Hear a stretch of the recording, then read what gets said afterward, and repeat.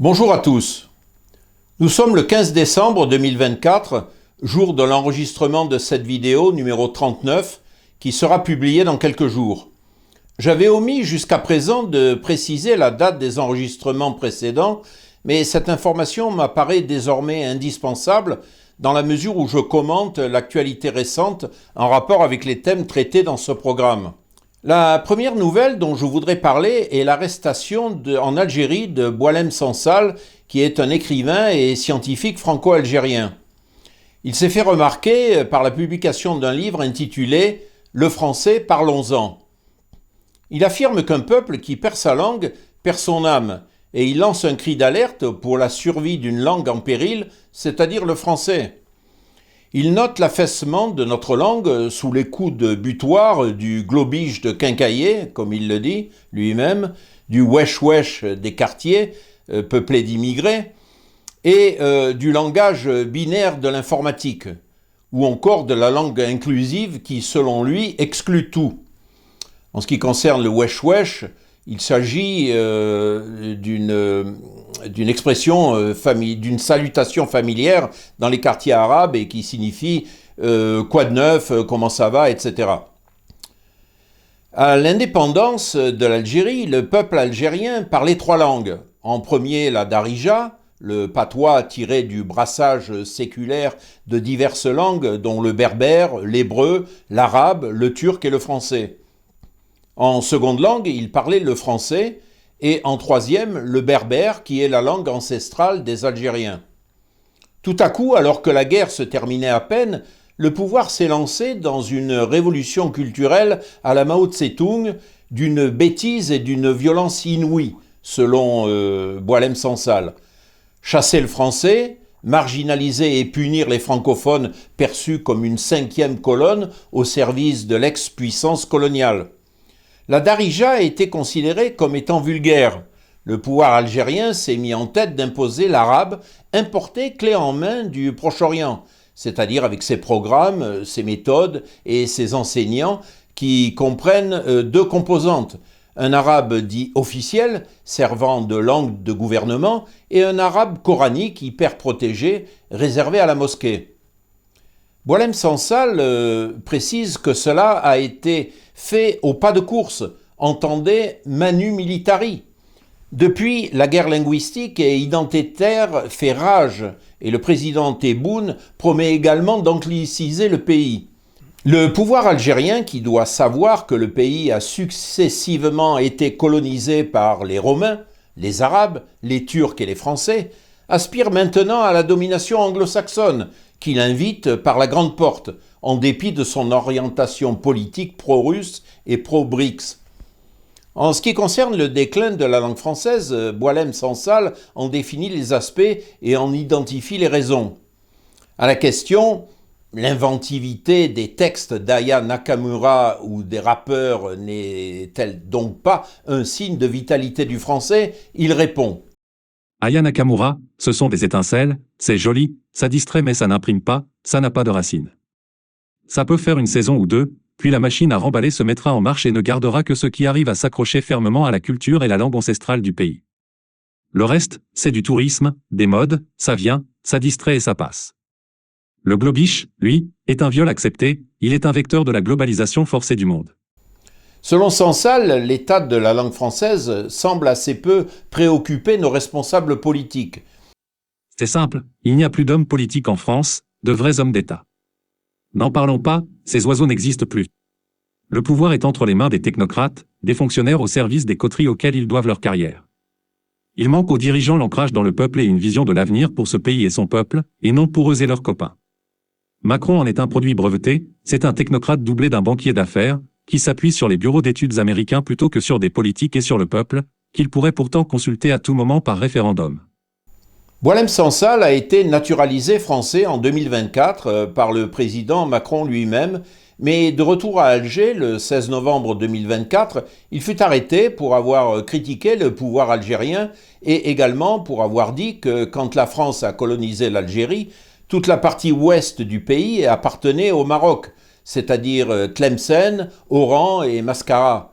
C'est effectivement la France qui a fixé les frontières actuelles de l'Algérie, mais toute vérité n'est pas bonne à dire à Alger. Ne croyons pas que la situation soit meilleure en France, mais les raisons pour lesquelles on peut être emprisonné en France ne seront évidemment pas les mêmes. En effet, de nombreux intellectuels ou commentateurs politiques ont dû s'exiler de France pour échapper à la prison. Ces gens-là n'ont pas braqué de banque, ils n'ont tué personne, ils n'ont lésé personne et ils ne sont pas des escrocs. Ils ont simplement tenu des propos qui n'ont pas plu au gouvernement qui se succède en France depuis une vingtaine d'années. Mais ils acceptaient de défendre leurs idées et leurs propos dans le cadre de débats publics qui leur ont été refusés. Pourtant, des mandats d'arrêt ont été lancés contre eux, mais fort heureusement, les pays dans lesquels ils résident refusent leur extradition sur la base des motifs invoqués par les autorités françaises. Ce qui est sûr, c'est qu'il n'y a plus de liberté d'expression en France, ou plutôt, devrais-je dire, qu'elle a été sévèrement restreinte. Enfin, je ferme ici la parenthèse car ce n'est pas notre sujet. La deuxième nouvelle est que l'UEA, ou Association universelle d'Espéranto, elle a fêté ses 70 ans de collaboration avec l'UNESCO. En effet, il y a 70 ans, l'UNESCO reconnaissait officiellement la contribution de l'espéranto dans le domaine des échanges intellectuels et comme moyen de rapprocher les peuples du monde. Cette organisation internationale avait en outre noté que ces résultats répondaient aux buts et idéaux de l'UNESCO.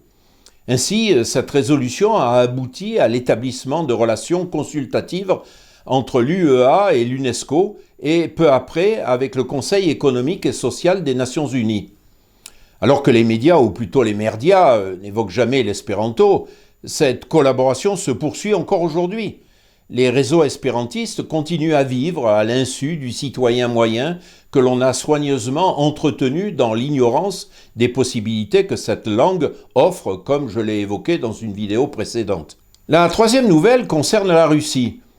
J'ai reçu quelques commentaires à propos de mes vidéos précédentes dans lesquelles j'indique que la Russie s'est mise tranquillement sur la voie d'une désanglicisation douce. On m'a rétorqué que lorsqu'on fait du tourisme en Russie, on s'aperçoit assez rapidement le rôle privilégié de l'anglais dans l'affichage bilingue que l'on trouve dans les musées et les principaux lieux touristiques. On me dit aussi que l'anglais était effectivement la langue commune choisie lors de la réunion des BRICS qui eut lieu à Kazan du 22 au 24 octobre 2024. C'est également le cas au forum de discussion Valdai et des forums économiques où on trouve des industriels et des investisseurs de très nombreux pays. Tout cela est vrai, mais comme je l'ai expliqué dans ma dernière vidéo, la désanglicisation en Russie se fait à pas feutrés.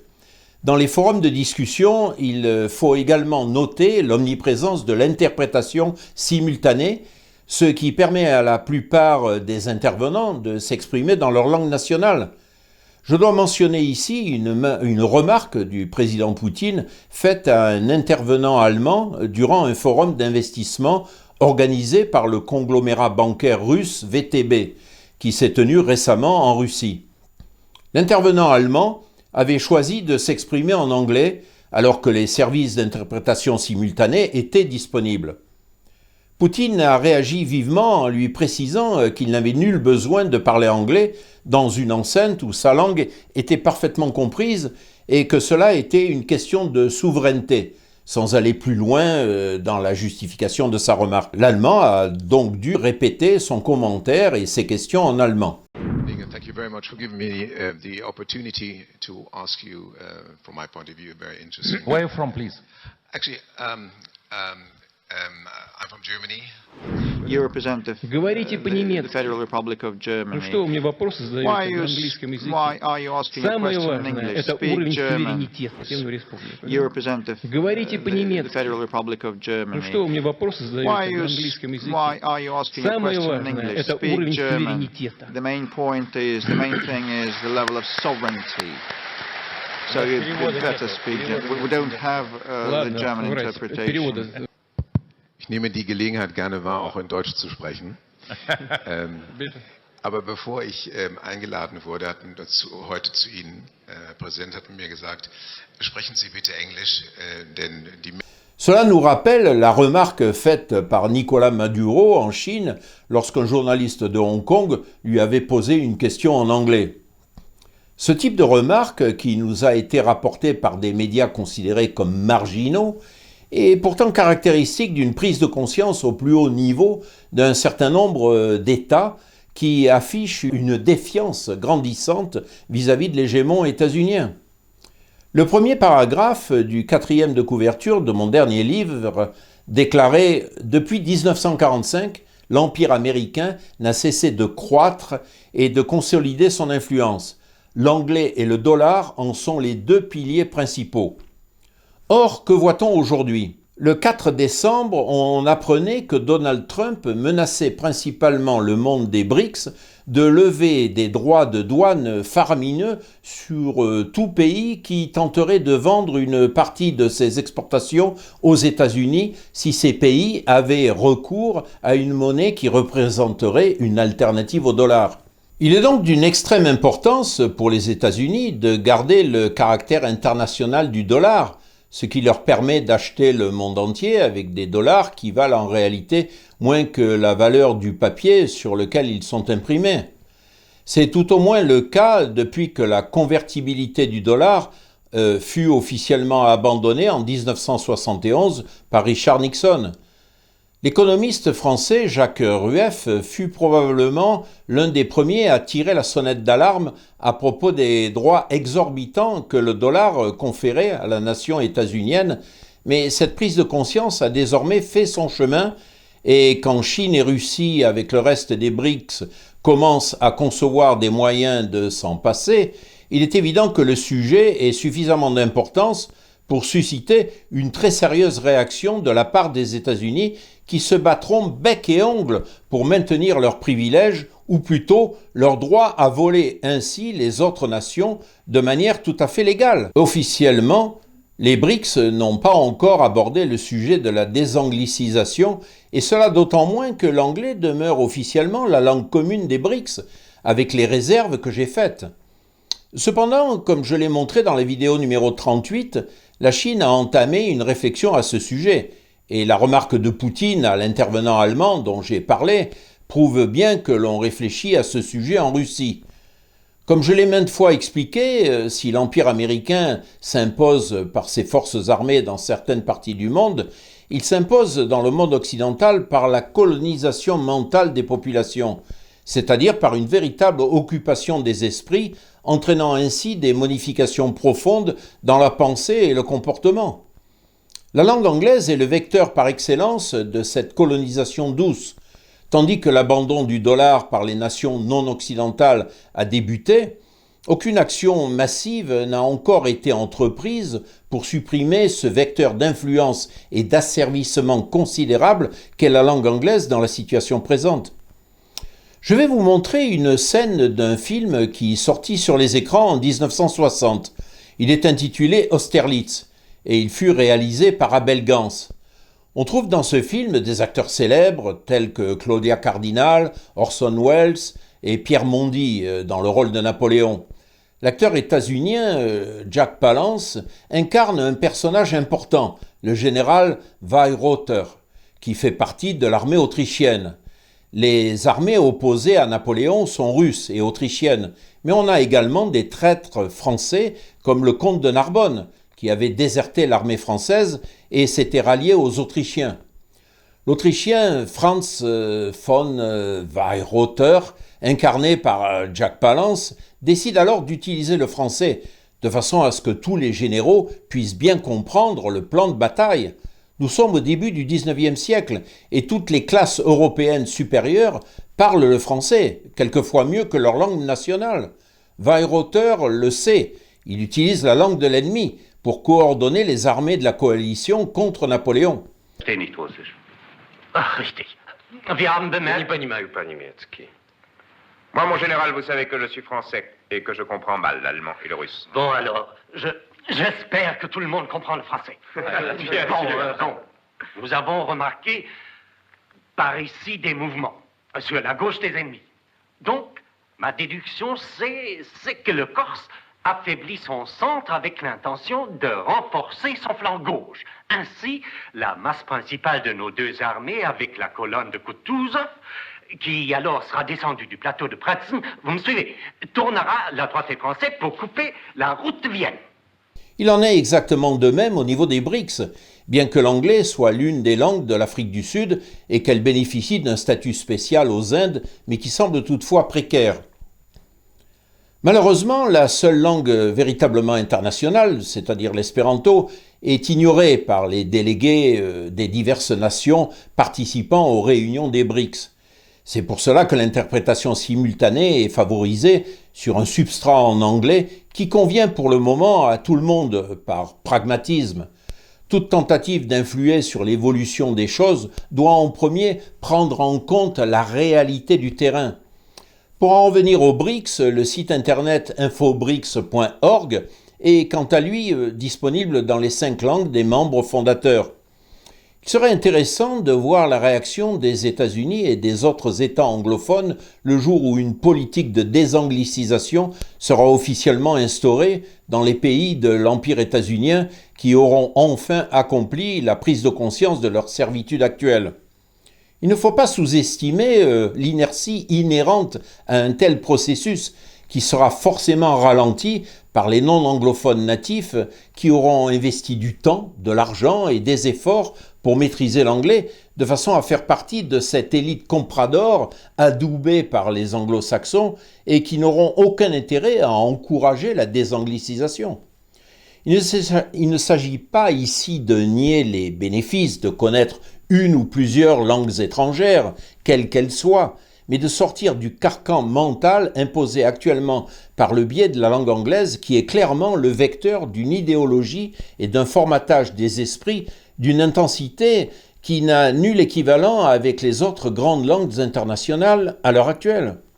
Il ne s'agit donc pas d'un combat contre une langue en tant que telle, mais de la suppression de ses effets délétères tels qu'on les constate aujourd'hui.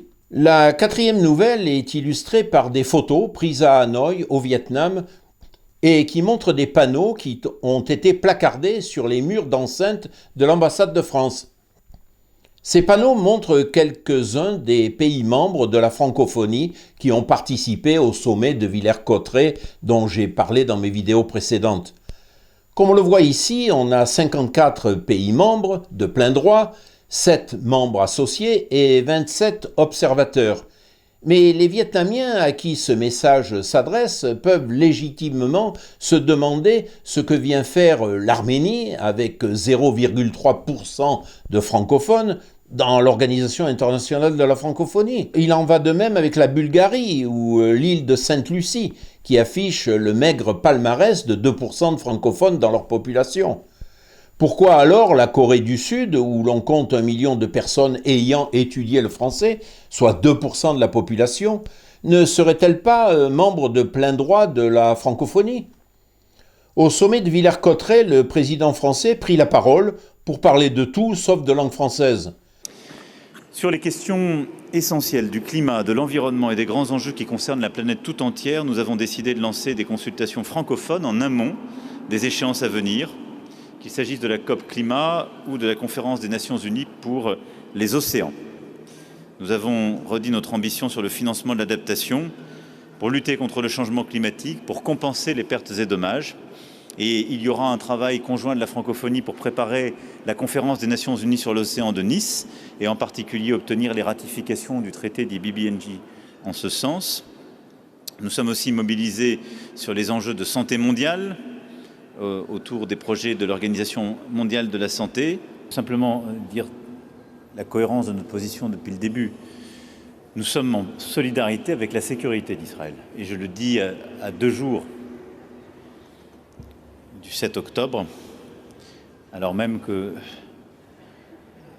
nous prendrons plusieurs initiatives à cette occasion pour montrer que nous n'oublions rien. Et je le dis en ayant une pensée toute particulière pour les familles de victimes et d'otages. Je recevrai moi-même à Paris les familles d'otages et je recevrai françaises, franco-israéliennes, et je recevrai les familles de victimes vivantes en France. J'ai demandé au ministre des Affaires étrangères de faire une tournée dans la région. Il sera lundi en Israël et recevra, avec un message de ma part, les familles franco-israéliennes de victimes. C'est l'Égyptien Boutros Ghali qui, de 1997 à 2002, avait tenté de transformer la francophonie en une nouvelle organisation des Nations Unies, une ONU bis en quelque sorte, après s'être fait virer du poste de secrétaire général des Nations Unies à la fin 1996.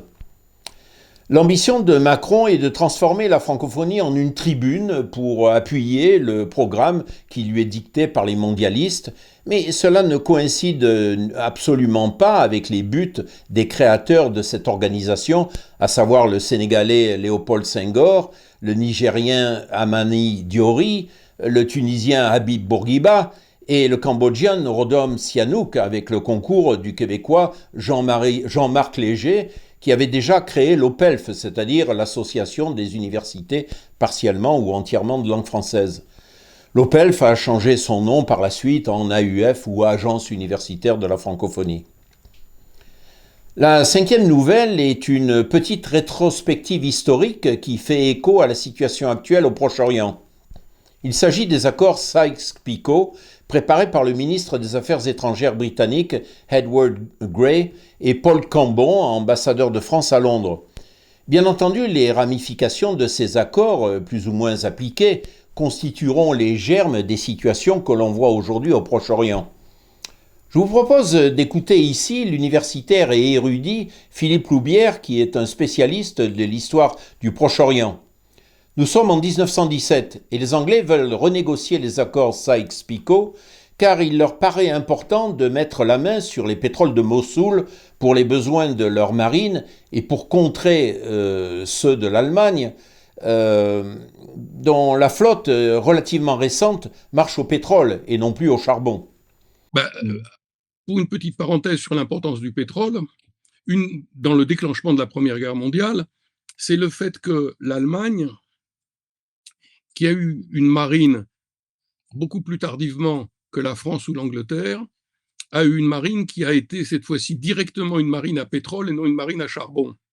Et les Anglais, qui avaient encore de nombreux bateaux à charbon, se sont dit non, il ne faut pas laisser l'Allemagne gagner. Ça a été une des raisons, il y en a eu d'autres bien sûr, mais ça a été important.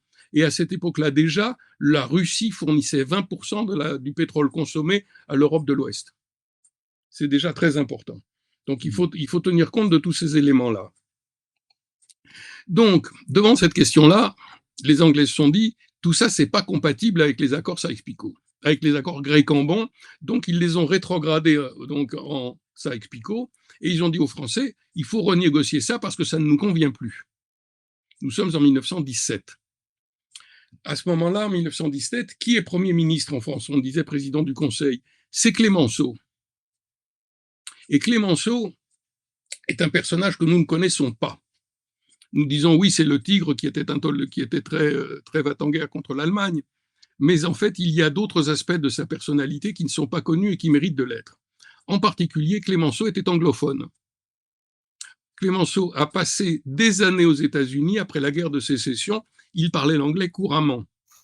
Et je vous dis tout de suite qu'il faut se méfier des dirigeants français qui parlent l'anglais couramment. Ils sont disposés à toutes les trahisons et c'est exactement ce qui s'est produit. Quand les Anglais ont dit « nous voulons renégocier les accords Sykes-Picot », c'est Clémenceau lui-même qui est allé à Londres pour les renégocier, en disant « mais moi je parle anglais très bien », ce qui techniquement parlant, effectivement, pouvait être tout à fait justifié. Le problème, c'est que Clémenceau a cédé sur tout. Toutes les demandes anglaises, Clémenceau a cédé. Clémenceau était obsédé par la victoire contre l'Allemagne, tout le reste, il s'en fichait. Donc, sur Mossoul, il a cédé. D'accord, prenez Mossoul. Oui, il y a du pétrole, vous nous donnerez quelques royalties, c'est pas grave. Les royalties, on les attend toujours, bien entendu. Et sur la question de la Palestine, Clémenceau a cédé. Alors, les Anglais n'ont pas voulu nous expulser complètement de Palestine, il fallait que nous soyons aussi un peu les complices de leurs mauvais coups. Donc, on ne pouvait pas nous virer complètement. Donc, il y a eu une espèce de partage, si vous voulez, partage des responsabilités, et Clémenceau a cédé à toutes les demandes anglaises. Donc, le fait qu'il y ait des Français ou une administration française en Palestine était de toute façon devenu très secondaire. Le vrai pouvoir était aux mains des Britanniques. Et Clémenceau, quand il est rentré de Londres, il y est allé plusieurs fois à la fin de la renégociation des accords, il a justifié son abandon de la Palestine en disant à la Chambre « Je ne veux pas être le sacristain du pape en Terre sainte ». Voilà quel est le niveau de responsabilité de M. Clémenceau. Il a fait passer son anticléricalisme, qu'il avait tout à fait le droit d'avoir, parce que ça, il n'était pas le seul, mais il a fait passer son anticléricalisme avant l'intérêt national français, en disant « j'abandonne toutes ces revendications-là ».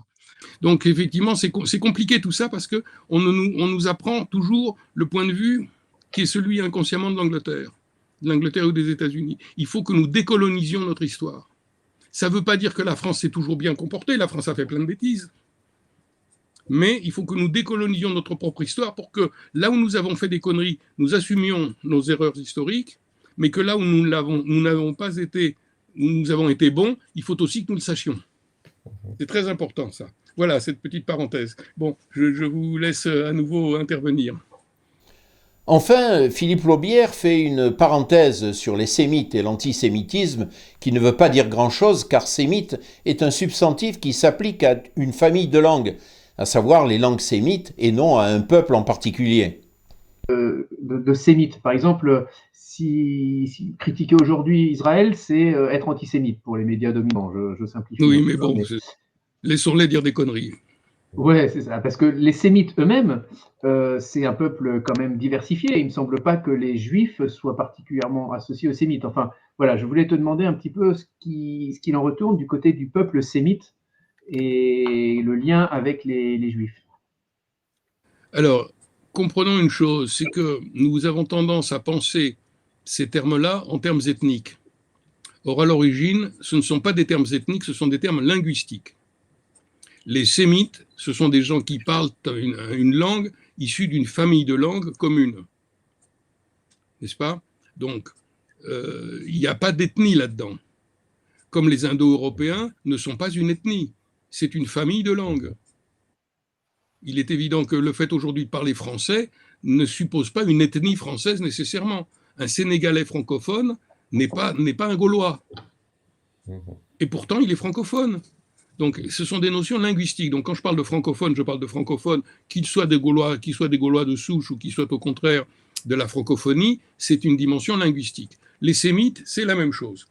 Sémite n'est pas une ethnie, c'est le fait de parler l'arabe, l'hébreu, l'araméen et quelques autres langues encore. C'est un peu compliqué, mais ça, c'est une notion qui est linguistique.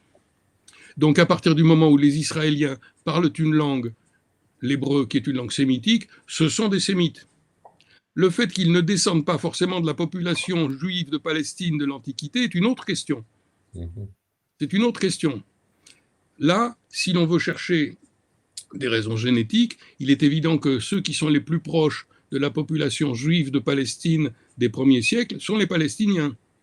Ceux-là sont beaucoup plus proches génétiquement que ceux qui sont venus d'Europe de l'Est, du monde russe, du monde caucasien ou que sais-je encore. Donc il faut bien faire la distinction de ces choses-là. Être un sémite, c'est parler une langue sémitique.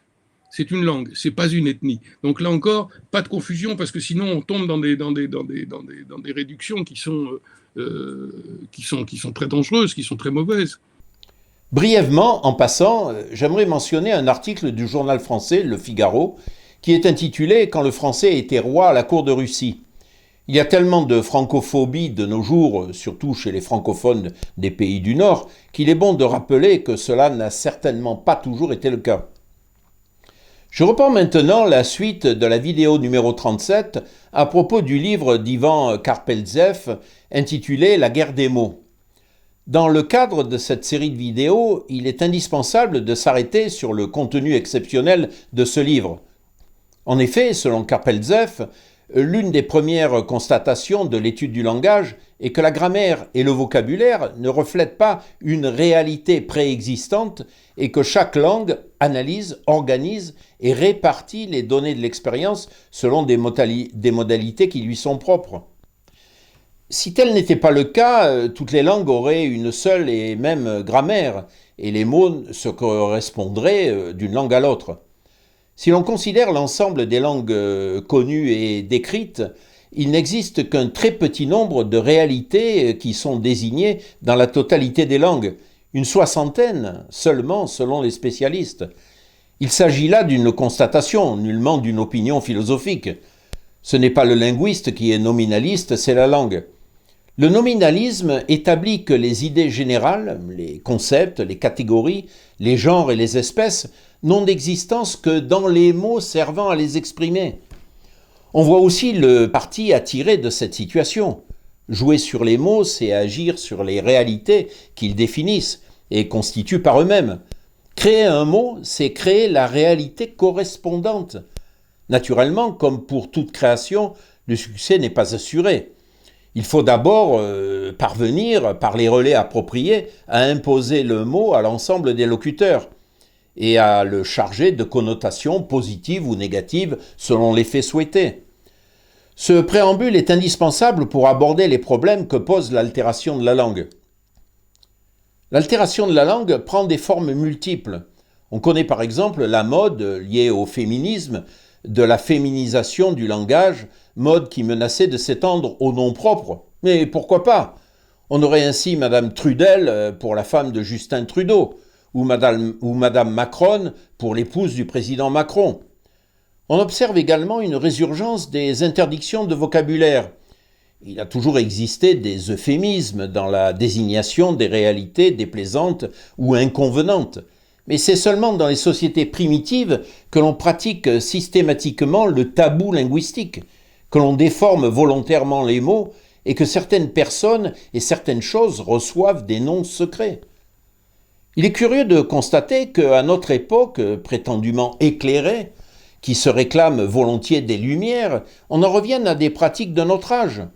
C'est ainsi que les aveugles sont devenus des malvoyants, les sourds des malentendants, les vagabonds des sans domicile fixe, ou mieux encore des SDF, comme l'avortement a fait place à l'IVG, c'est-à-dire l'interruption volontaire de grossesse. Les maladies vénériennes ont cédé le pas au MST, ou maladies sexuellement transmissibles. Les handicapés physiques sont devenus des personnes à mobilité réduite. Mais curieusement, pourquoi ne qualifie-t-on pas les handicapés mentaux de personnes à pensée réduite? Pourquoi pas? En français de France, le sens du ridicule a freiné cette tendance, qui s'est au contraire donné libre cours dans le français du Québec, où cette limitation a beaucoup moins joué. Le cas est déjà plus embrouillé avec la morale ou éthique, qui est à la morale comme l'hypermarché est au supermarché. Le terme emprunté au grec est toujours un degré au-dessus de celui qui nous vient du latin. Karpelzeff s'attarde ensuite sur la grande misère des mots. Tout d'abord, il note une tendance à la simplification, terme employé ici improprement. En effet, il serait plus juste de parler de raccourcissement systématique des mots. Il faut, dit-on, faire court, croyant en cela, faire efficace, au sens restreint de l'efficacité marchande ou même technique. Ce qui n'est pas normal et qui semble caractéristique de l'époque actuelle, c'est l'omniprésence d'un langage prétendument jeune, standardisé, américanisé, dénué d'humour comme d'originalité, et fabriqué à l'essentiel par des gens qui ne sont plus des jeunes depuis longtemps, mais par des professionnels de la mode verbale. On relèvera le caractère fréquemment puéril de ce genre de termes, ce retour au langage bébé dans la bouche de ceux qui veulent s'affirmer comme adultes, confirme son absence de spontanéité et son côté artificiel caractéristique d'une fabrication délibérée. Une autre tendance apparemment contradictoire à la précédente consiste en une recherche de la complexification. Le paradoxe n'est qu'apparent. Confusément conscient que l'emploi des mots raccourcis montre leur appauvrissement mental, les locuteurs fabriquent en grande quantité des mots allongés pour faire voir qu'ils sont toujours capables de manier des concepts abstraits ou complexes.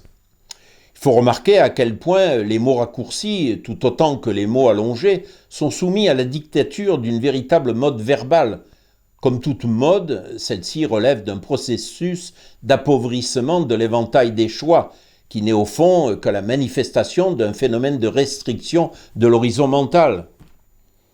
La langue française est riche de noms et d'adjectifs pouvant décrire avec précision des êtres, des actes ou des situations complexes.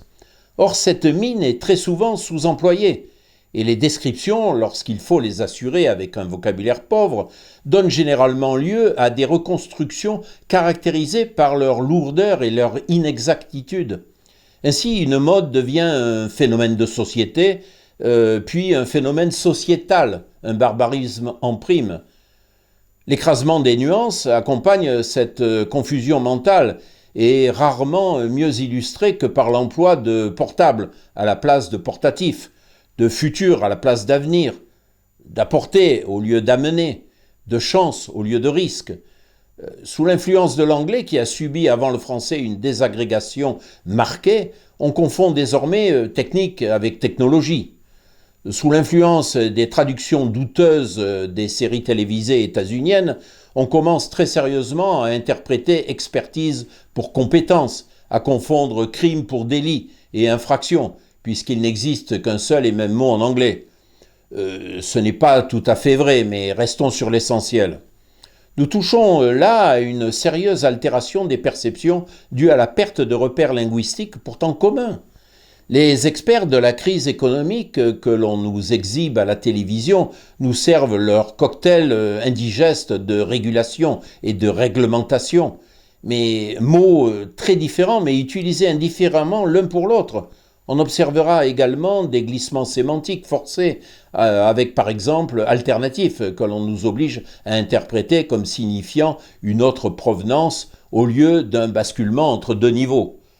Même chose pour basique qui n'a désormais plus rien à voir avec un pH quelconque et que les médias nous assènent à longueur de journée. L'adjectif drastique, appliqué par toute la classe politique ou médiatique aux mesures lesquelles ne se déplacent guère que par trains entiers, avec le sens de très énergique, alors qu'il est normalement associé à purgatif en français. Dans la même veine, l'usage que font actuellement les journalistes des adjectifs dramatiques et excitants aurait déclenché les fous rires des foules il y a une vingtaine d'années à peine. Une telle mutation des réactions en si peu de temps dans un pays où le ridicule condamnait effectivement quiconque avait assez de cran pour prendre la parole en public, sans avoir la substance d'un orateur, cela rend compte de l'efficacité des méthodes que Karpelzeff dévoile dans son ouvrage. La féminisation du langage a déjà été citée comme un bel exemple de crétinisation linguistique et logique. Mais ces tournures utilisées le sont souvent tout autant. Par exemple, pour assurer sa propre promotion, il est désormais conseillé de se vendre, étrange formule qui rappelle la prostitution et qui n'aura connu le succès que bien après la fin officielle de l'esclavage. Il y a désormais interdiction absolue lorsqu'on parle de voyous de faire référence à leur origine ethnique, sous peine d'être condamné pour incitation à la haine raciale, tandis que les dits voyous resteront impunis par les autorités terrorisées et culpabilisées des pays européens. Il y a désormais des adjectifs et des noms tabous que l'autocensure, imposée par l'idéologie dominante, interdit d'employer. On retrouve là un ressort typique de la pensée primitive, telle qu'ont pu la décrire Lévi-Strauss, Mauss ou Malinowski. En masquant un sujet dérangeant par une nouvelle étiquette, on fait comme s'il n'existait pas. Encore une confirmation que la pensée magique continue à gouverner les réactions de l'être humain, même quand il se prétend pétri de rationalisme et de lumière. Est-ce parce qu'on les réétiquette que les vieux, les nains, les débiles et les gros cessent d'exister ? Il faut mettre ces dénégations en parallèle avec le culte du corps prôné par le modernisme. L'humanité virtuelle de la publicité est composée uniquement d'Apollon et de Vénus. La rage égalitaire ne s'en prend pas seulement au mental, mais au physique. Soit dit en passant, n'est-il pas merveilleux de voir tous ceux qui considèrent l'uniforme militaire comme l'ultime repoussoir de tous les fascismes, brailler leurs convictions en étant tous, mâles, femelles ou autres, uniformément blue-jeanisés, Coca-Cola-lifié, coiffé de casquettes portées à l'envers et portant des coûteuses baskets fabriquées au Sri Lanka pour 3% du prix exigé en Occident. Sans doute, plus sérieusement, faut-il voir là l'intemporalité et donc l'actualité du panurgisme cher à Rabelais qui atteint aujourd'hui des sommets aussi effrayants que risibles. Même les comportements visant à se démarquer du troupeau, à afficher une originalité, sont contingentés et réglementés. Le vocabulaire purement utilitaire, que le jargon politiquement correct qualifie affreusement de basique en singeant les anglo-saxons, est strictement alimentaire. Il n'a d'autre fonction que d'assurer le minimum vital de communication pour satisfaire aux besoins immédiats, un peu comme celui qu'on apprend en débutant dans une langue étrangère, soit quelques centaines de mots. Or, deux évolutions sont observables dans le monde dit moderne. D'abord, un glissement continu des mots vers l'oubli, par passage du vocabulaire de base au courant, puis au rayon poussiéreux des vieux dictionnaires. Ensuite, et ce n'est pas sans corrélation avec le premier mouvement, une diminution en valeur absolue du nombre des mots restant dans le vocabulaire, sauf chez quelques bibliophiles, les vieux dictionnaires finissant en effet au grenier, puis à la poubelle. En mettant de côté le devenir ultime des mots vieillis, qui finissent naturellement par mourir d'une mort naturelle, il faut insister sur le caractère fondamentalement régressif de la situation actuelle, qui vient d'être évoquée. Le non-remplacement des générations de mots n'est-il qu'un reflet des pulsions suicidaires de la civilisation occidentale ? Sociologiquement parlant, les effets de cette tendance sont spectaculaires. La baisse du nombre de mots du langage courant, disons de 7000 à 4000, va le rendre incapable d'assurer sa fonction de faire face à toutes les situations de la vie usuelle. Nous rejoignons petit à petit le règne des primates. Faut-il rappeler que les éthologistes reconnaissent aux chiens la maîtrise de 70 à 80 mots dans leurs aboiements? Il serait utile de développer bien plus en avant cette approche numérique. Il faudrait notamment quantifier la qualité en étudiant l'évolution du vocabulaire avec les techniques de la théorie de l'information.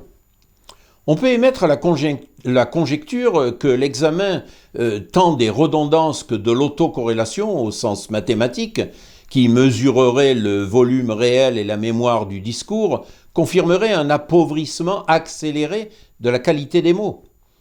Lors des émeutes des cités de banlieue déclenchées en France par les voyous en novembre 2005, les linguistes se sont rendus compte avec effarement que ces voyous disposaient rarement d'un vocabulaire dépassant 400 mots, vocabulaire désormais trop restreint pour leur permettre d'exprimer leur mécontentement autrement que par des attitudes extrêmes, puisque les nuances leur sont désormais hors d'atteinte. Je l'avais d'ailleurs déjà mentionné dans une vidéo précédente. Au-delà de l'anglomanie à la mode, on remarque néanmoins l'usage, en augmentation constante, des termes anglais non traduits chez des auteurs qui y ont recours, non plus pour suivre la mode, mais parce qu'ils en éprouvent véritablement le besoin pour renforcer l'expressivité de leurs textes, dans la mesure où leur équivalent français ne semble plus leur offrir la force suffisante. En témoigne la profusion des success stories, des shortlists, des drafts, des briefings ou des debriefings, des B2C, des end users, des game changers, des hobbies, que l'on trouve maintenant sous la plume de journalistes et d'écrivains sérieux qui ne trouvent plus dans leur propre langue les ressources nécessaires pour s'exprimer.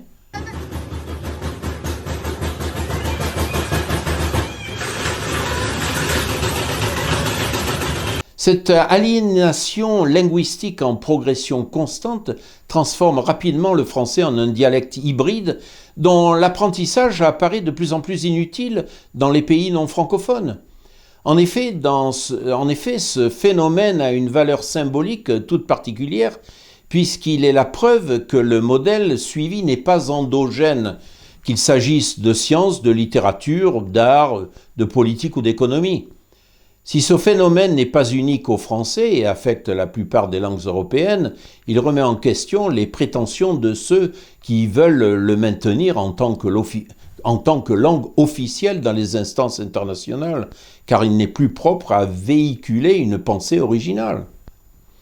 On note également une dégradation de la structure linguistique elle-même, une régression accélérée de la grammaire, de la structure même des phrases, et par-delà de nos capacités de réflexion et d'organisation intellectuelle.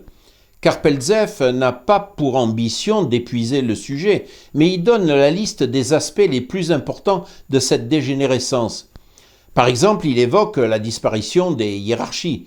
Si l'on doit dire X est le meilleur, ce sera transformé en X est top niveau. Puis on assistera à une pitoyable refrancisation avortée du style X c'est le top, ce qui conduit à relever une seconde disparition, celle des échelles de comparaison. Celle-ci, précisément réglée depuis plusieurs millénaires dans les grammaires par les comparatifs et les superlatifs, sortent du champ de perception du sabir dominant actuel. Plus et très, oubliés, sont dans un premier temps remplacés par extrêmement. C'est un phénomène de complexification noté à propos du vocabulaire. Puis à extrêmement, et bientôt substitué par excessivement. C'est la figure du contresens. On arrive ainsi à des phrases courantes dans la planète médiatique du genre « c'est excessivement super, enfin je veux dire, quelque part ça me troue ». Le film 99 francs, réalisé par Jean Kounen en 2007 et qui mettait en scène Jean Dujardin, donnait un bon échantillonnage de la dernière cuvée de cette façon de s'exprimer il y a une quinzaine d'années. C'est pire aujourd'hui. La pratique du tutoiement systématique relève du même réductionnisme. C'est aussi à sa manière la suppression d'une échelle de comparaison qui distinguait vous avec qui on se limite à des échanges sociaux, diplomatiques pourrait-on dire, et tu avec qui l'on a établi au fil du temps un degré d'intimité suffisant pour tout se dire, ou presque.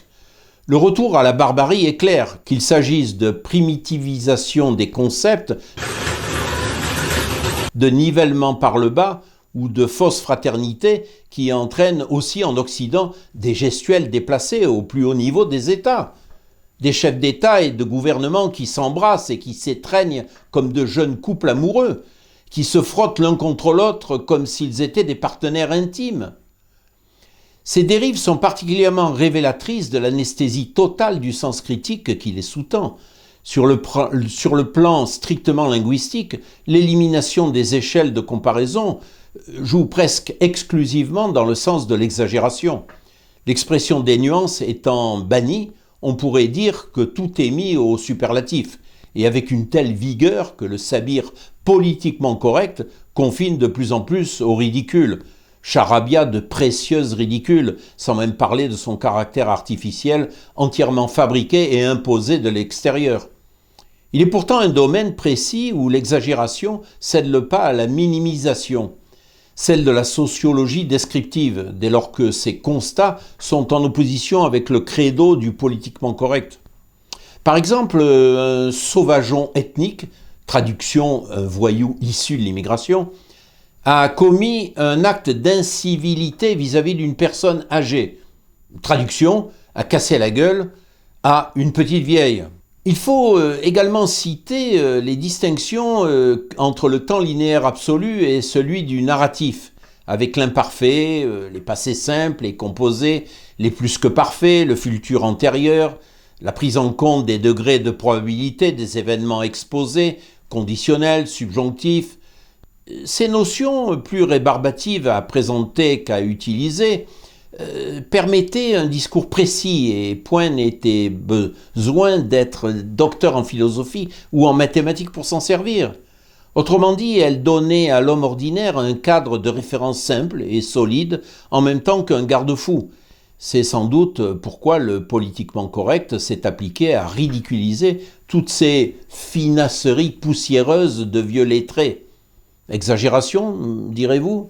Oh que non, hélas, il y a déjà plusieurs décennies que l'utilisateur acteur de l'imparfait du subjonctif est montré du doigt, à la fois comme un pédant, un snob, un nostalgique d'extrême droite et un passéiste, et en tout premier lieu par les inspecteurs de l'éducation français, pour lesquels il faut accréditer l'idée que le subjonctif n'est qu'une arme traîtresse pour tromper et donc opprimer les gens du peuple. Dans ce domaine comme dans d'autres, la liquéfaction s'est accélérée au point que même la distinction élémentaire entre passé, présent et futur n'est souvent plus maîtrisée.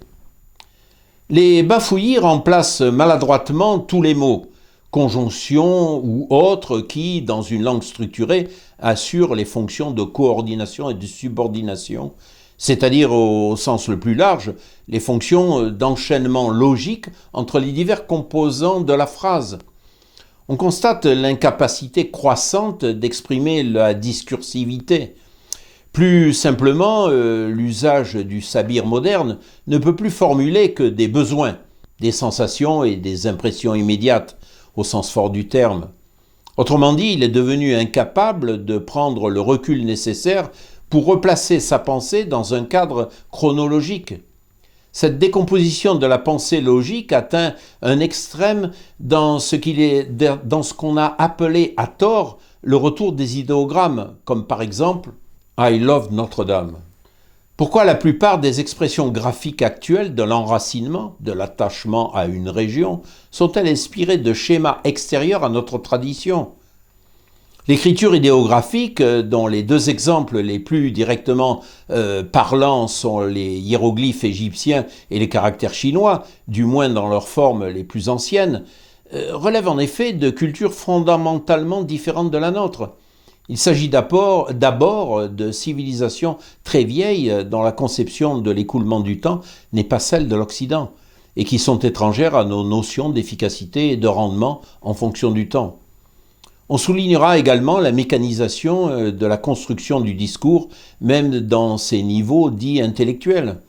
Le plan prime sur la réflexion, ou plus prosaïquement, l'utilitaire l'emporte sur l'ouverture d'esprit, pourtant si chère aux manipulateurs. Si vous avez aimé cette vidéo, rediffusez-la sans modération. Abonnez-vous à la chaîne. Pensez à faire un don à Impératif Français qui vous sensibilise sur la nécessaire reconquête de l'espace francophone par les francophones. Quelles qu'en soient les raisons et les causes, et au contraire de son évolution naturelle, la dégradation de la langue préfigure l'abaissement de la société qui la parle, mais cet abaissement et cet effacement ne deviendront évidents que beaucoup plus tard. Je serai de retour fin janvier avec la vidéo numéro 40. Joyeux Noël et bonne fin de journée à tous.